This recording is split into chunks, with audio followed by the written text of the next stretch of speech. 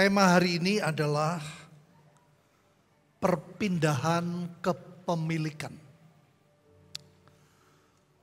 Transfer of ownership. Kenapa Bapak Ibu tema ini saya sampaikan? Karena hampir semua grup hamba Tuhan, mereka sedang membicarakan. Mereka percaya bahwa Yesaya 60 itu terjadi. Dan saudara tahulah, yang paling menarik buat kekristenan adalah transfer of wealth. Yaitu perpindahan kekayaan dari dunia, dari orang-orang yang tidak cinta Tuhan kepada gerejanya. Karena memang pelayanan penginjilan, sekolah misi, apapun Bapak Ibu, saya merenungkan. Itu membutuhkan. Tetapi sebetulnya dalam Yesaya 60 itu adalah sebuah paket. Ya. Dari ayat pertama sampai setelah itu sebuah paket, saudara. Termasuk anak bungsu. Itu sebuah paket. Nah, yang menarik,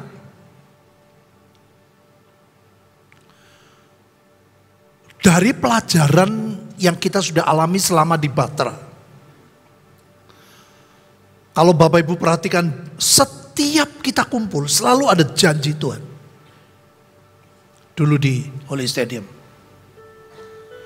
Tetapi tidak semua orang mengalaminya.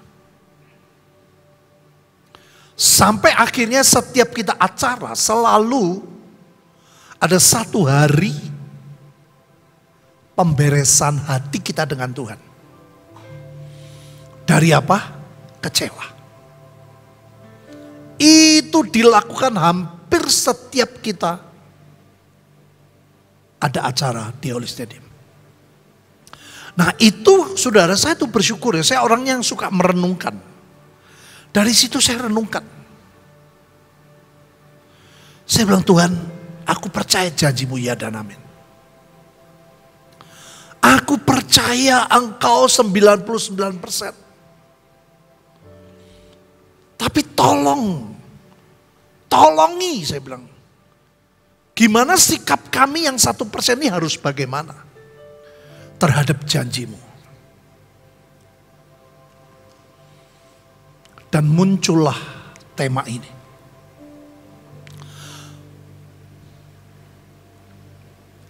Sebelum terjadi transfer of wealth, perpindahan kekayaan dari dunia kepada gerejanya,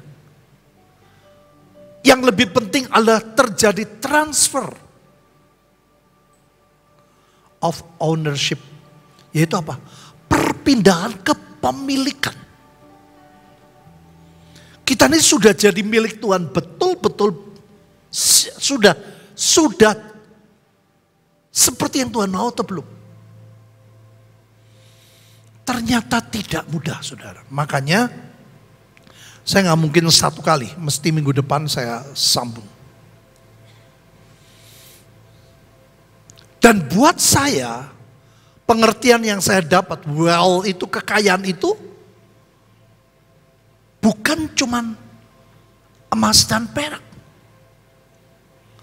Tapi kekayaan yang saya dapatkan pengertian itu dari Tuhan adalah jiwa-jiwa. Makanya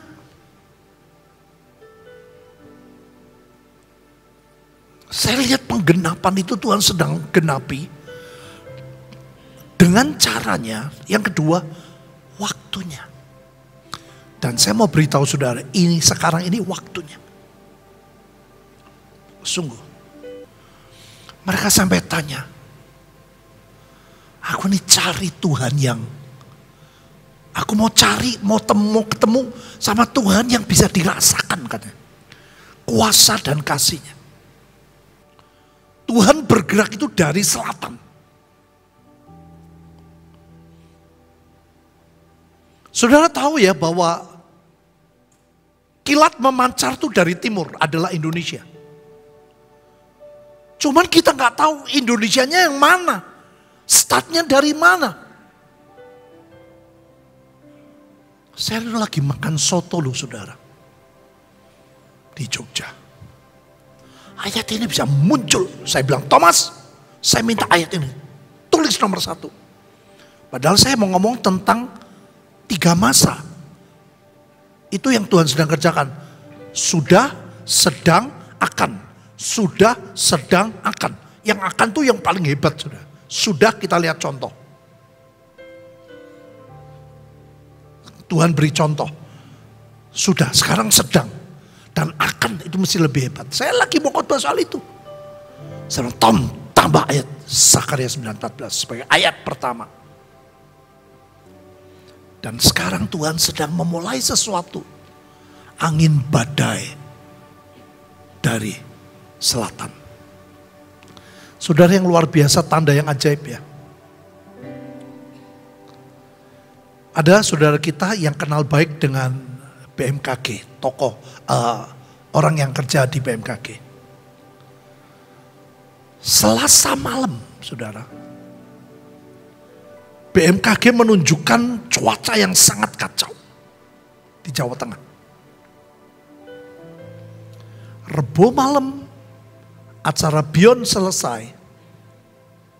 Jadi ini orang itu nggak ngerti, saudara, cuma ngasih tahu aja. Itu Jawa Tengah masuk musim yang baru malam itu. Luar biasa cerahnya. Saya bilang, Tuhan terima kasih. Makanya Alkitab selalu saudara. Ada banyak hal yang disembunyikan oleh Tuhan. Ada banyak hal yang orang lain belum tentu tahu dan mengerti.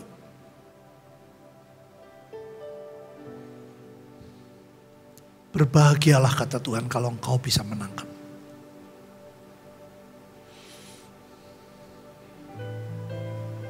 Jadi yang jadi masalah Bapak Ibu adalah bagaimana kita itu betul-betul dimiliki Tuhan. Ya. Saya akan berikan beberapa ayat supaya Bapak Ibu tahu bahwa ini adalah tetap ada perjuangan 1%. Ada kerinduan 1%. Ada kemauan dari 1% dari kita. Kalau enggak bisa. Ya. Alkitab mengatakan sebab jika kamu mengaku dengan mulutmu bahwa Yesus adalah Tuhan, percaya dalam hatimu bahwa Allah membangkitkan dia antara orang mati, maka kamu akan diselamatkan. Karena dengan hati orang percaya dibenarkan, mulut orang mengaku diselamatkan. Saudara, ini baru basic keselamatan. Jadi pada waktu kita mengikatnya belum. Ini baru selamat loh saudara. Baru sebagian dari keselamatan. Maka dikatakan kenapa?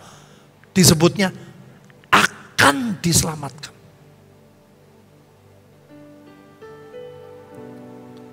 Karena ini. Aku membaptis kamu dengan air sebagai tanda. Apa Bapak Ibu? Ayo semua jawab Saya pengen supaya saudara tuh nanti ngerti ya dengan pengertian. Kita ini sekarang sedang di posisi seperti apa? Ya. Yang datang kemudian kepadaku, berkuasa kepadaku, aku tidak layak melepas kasutnya.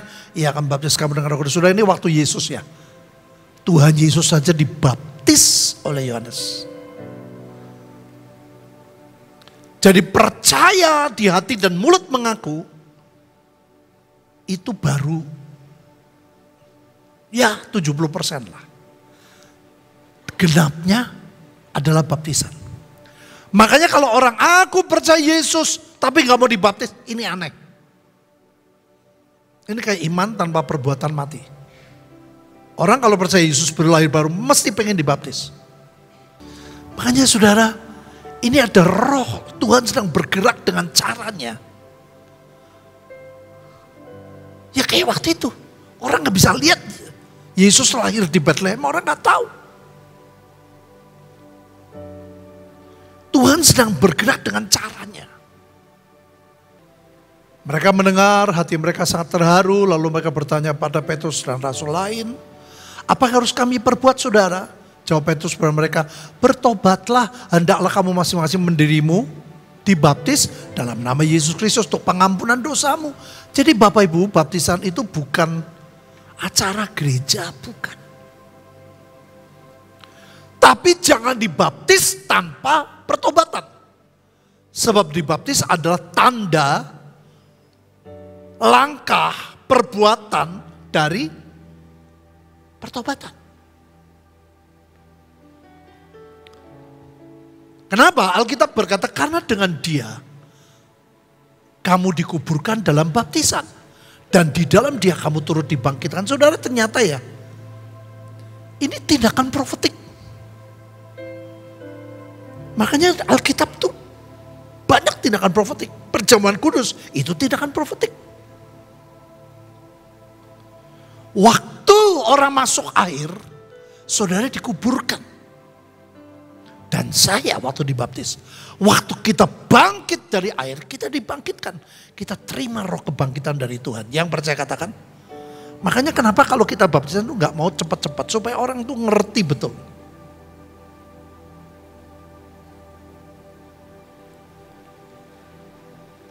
Karena kamu semua yang dibaptis dalam Kristus telah mengenakan Kristus. Nah, ini menarik saudara. Ya. Pada waktu saudara dan saya setelah dibaptis, kita tuh mengenakan Kristus. Yang jadi masalah apakah tiap hari kita mau mengenakan. Ya. Sampai itu menyatu dengan kita, saudara. Pakaian itu menyatu. Kita gak bisa hidup tanpa Kristus. Yang percaya katakan, yaitu apa? Dengan saat teduh. Saudara kalau betul-betul dalam Tuhan, saudara sekali aja gak baca Alkitab, sekali aja gak doa, itu pasti gak enak sekali. Seperti orang tidak mengenakan. Seperti orang tidak berpakaian.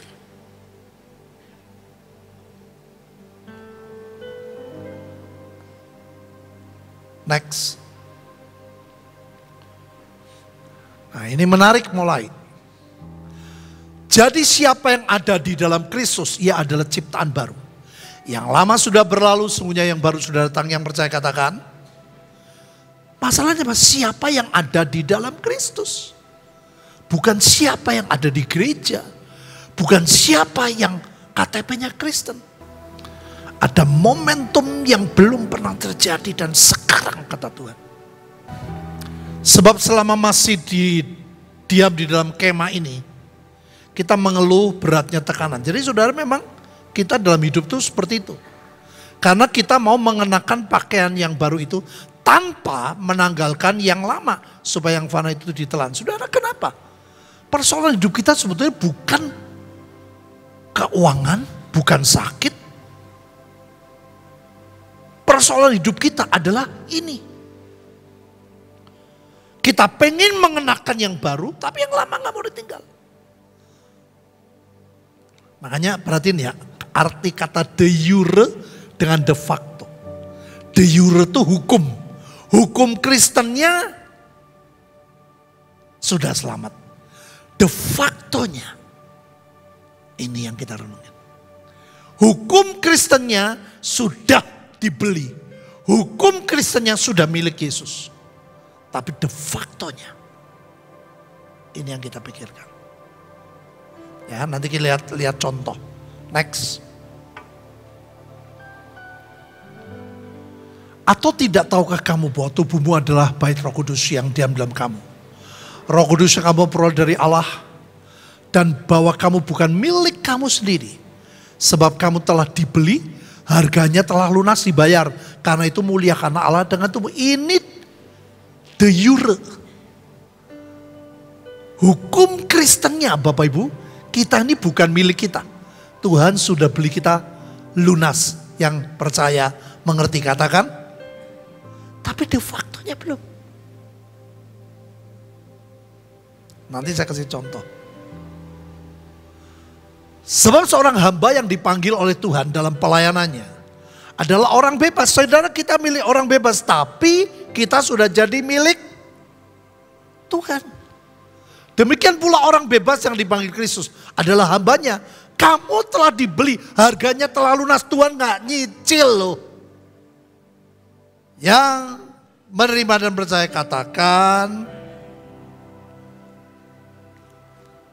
gak nyicil Bapak Ibu. Itu de jure-nya. De jure itu hukumnya. Hukumnya kita sudah jadi milik Kristus. Makanya yang Bu Nani bilang, kamu berkata, Bapak, Bapak. Apakah Bapak yang ngomong, iya bener kue anakku. Itu ya enggak bangga. Engkau sudah beli aku, engkau sudah bayar. Faktanya ya enggak. Kita nurut enggak? Ngikuti apa yang memiliki kita enggak? Ini Bapak Ibu, jadi masalah transfer of wealth. Persoalannya bukan caranya. Tapi yang di sini. Dan karena saya tahu ini waktunya. Ini saya sudah siapin khotbah dari minggu lalu saudara. Saya bilang Tuhan. Ini semua di grup bicara tentang transfer of wealth. Nabi-nabi dari Amerika berkata bukan kelimpahan, tapi perpindahan kekayaan. Waktu saya doa Tuhan bilang ini masalahnya. Sudah tahu, yang menyaingi Tuhan itu bukan setan sebenarnya, tapi mamon. Dan kalau Bapak Ibu dengerin khotbahnya Pak Bambang, kenapa zaman itu disebut mamon? Mamon itu nama dewa di Timur Tengah. Dewa keuangan. Dan itu tidak familiar kata-kata itu. Tapi Yesus mengatakan, yang sainganku adalah mamon. Jadi, buat Tuhan gak sulit untuk memindahkan kekayaan. Yang sulit adalah hati kita untuk menerima. Kalau betul-betul mesperak di tanganmu. Dengan tidak terhitung jumlahnya.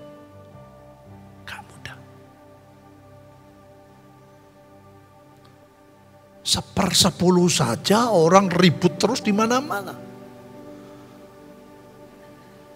Apalagi lebih dari itu.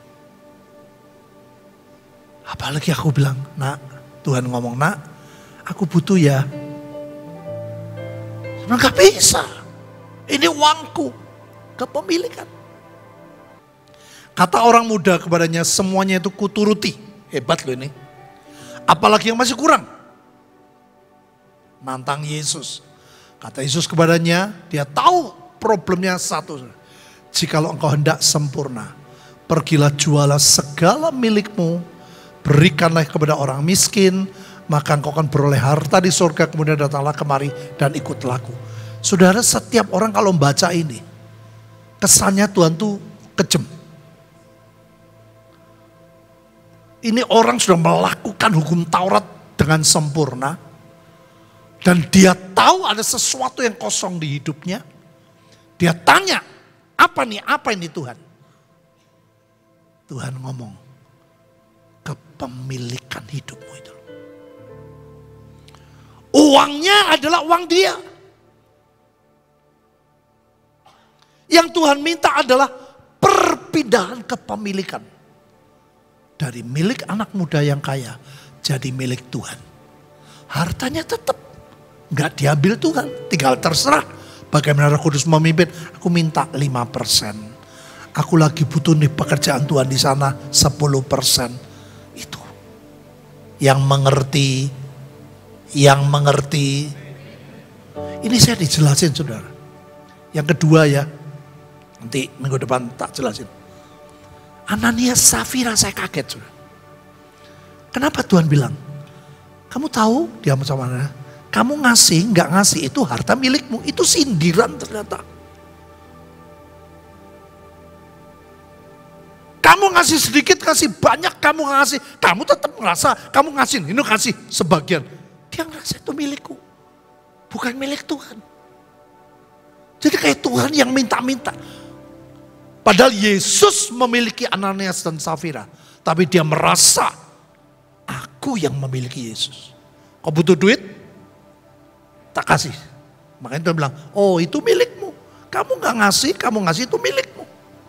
Serem itu sudah pengertian. Makanya transfer of ownership saudara. Hari ini sudah renungkan, minggu depan saya mau belajar lanjut. Dan kita mau perjamuan kudus dengan cara yang berbeda. Minggu depan. Sikap yang berbeda. Saudara kita punya pengalaman, saya kadang-kadang bingung Tuhan. Kenapa ya kok begini? Kenapa ya begini? Tapi saya belajar Tuhan, aku percayalah. Semua yang Tuhan izinkan selalu membawa kebaikan. Yang percaya katakan. Sudah tahu? Kita sudah beli sesuatu. Lunas bayar. Izin mau doa saja sulit. Izin mau ini aja sulit. Izin mau itu saja tidak mudah. Padahal sudah lunas dibayar. Tuhan berkata itu gambaran hidup kita. Saudara sudah dibayar. Kita sudah dibayar. Tapi kita terus transaksional dengan Tuhan. Tuhan ditaruh di buritan di kapal. Kamu apa Tuhan?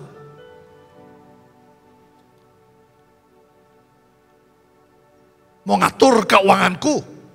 Oh gak bisa. Engkau mau masuk di bagian mana hidupku Tuhan? Gak bisa.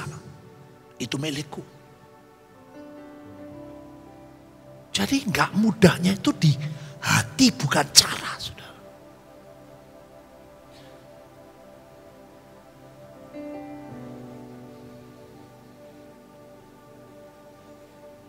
Saya bilang waduh Tuhan. Makanya hari ini saudara nanti renungin aja. Firman direnungkan. Pernah baca ya Ananias Safira kan? Tuhan tuh bukan masalah nominalnya. Sama seperti ini. Yang dijual kepemilikannya. Itu hartanya milikmu atau milik Tuhan? Kalau kita sudah sulit baru, Tuhan ini milikmu. Anaknya sakit semua, ini anak milikmu. Kalau anaknya sehat, milikku. Tokonya laris, milikku. Bangkrut, gak bisa bayar utang. Kok toko ini milikmu? Kita tuh enggak benar. Makanya transfer of ownership. Harus ada shifting. Dari milik kita menjadi milik Tuhan. Di roh. Gak betul-betul sudah datang ke notaris. Ini berubah ya jadi milik Yesus. Enggak Bapak Ibu. Nominal di bankmu gak berubah. Kalau sudah punya emas tidak diambil sama Tuhan. Gak ditulis jadi milik Yesus. Tidak. Tapi di roh. Sebenarnya banyak keuntungan. Semua yang milik Tuhan setan tidak bisa sentuh. Yang percaya katakan. Tapi sulit. Ini kenyataan loh. 25 Juli lunas. Tuhan sudah bayar. Kalau ngomong, wah nyembah aku milikmu Tuhan. Biar kehendakmu jadi. Tapi faktanya, de factonya jauh. Makanya engkau jangan kecewa kalau tidak mengalami perpindahan kekayaan. Kenapa? Karena harus terjadi perpindahan kepemilikan. lebih dulu. Yang mengerti katakan, ini bagus banget saudara. Hal kerajaan surga seumpama harta yang terpendam di ladang, yang ditemukan orang, lalu dipendamkannya lagi. Oleh sebab sukacitanya pergilah ia menjual seluruh miliknya, lalu membeli ladang itu. Jadi saudara lihat ya, betapa mahalnya harta terpendam. Kenapa di Alkitab banyak menyebutkan harta terpendam? Dan ini perjanjian baru, Yesus memberikan perumpamaan harta terpendam. Perjanjian lama, aku ini nabi besar saudara, menubuatkan tentang gereja Tuhan. Aku akan memberikan kepadamu harta benda yang terpendam, harta yang tersembunyi, supaya engkau tahu bahwa akulah Tuhan Allah Israel yang memanggil engkau dengan namamu. Ini sedang terjadi. Ini momentum of God. Sayang saya belum bisa cerita. Ada sebuah kota di sebuah negara, Bapak Ibu tahu, mereka bukan orang percaya. Ini bukti sudah di depan, artinya orang yang menyaksikan itu betul-betul fakta. Kalau mereka betul-betul membutuhkan sesuatu yang terpendam itu untuk diambil. Tidak pakai cara dunia. Tidak perlu ngaduk, tidak perlu bongkar. Mereka hanya pakai doa mereka. Kalau betul-betul butuh saudara, keluar.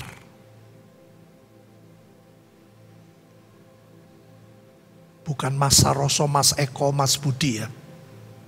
Betul-betul. Tapi yang menyedihkan,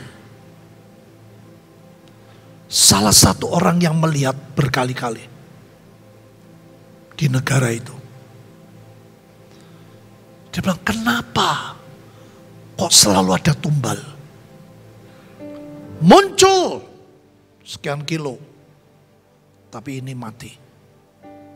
Muncul karena kebutuhan. Misalnya kalau kerajaan saudara, anaknya abdi dalam atau abdi dalamnya. Sampai dia bilang, kenapa harus begitu?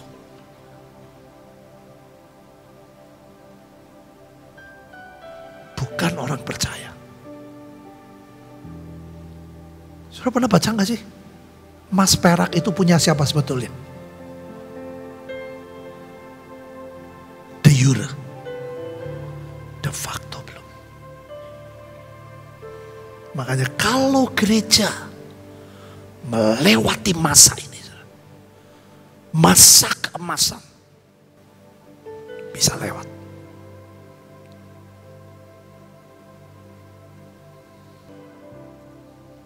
Makanya saya bilang jangan kecewa. Saya sudah lihat bukti sudah Tuhan kerja sekarang. Dan yang akan datang jauh lebih hebat dari yang kita lihat dan kita pikirkan. Yang percaya katakan, yuk kita doa. Sakaria 9:14, 21 tahun yang lalu Tuhan. Dan 21 tahun itu adalah umur kedewasaan. Biar terjadi Tuhan.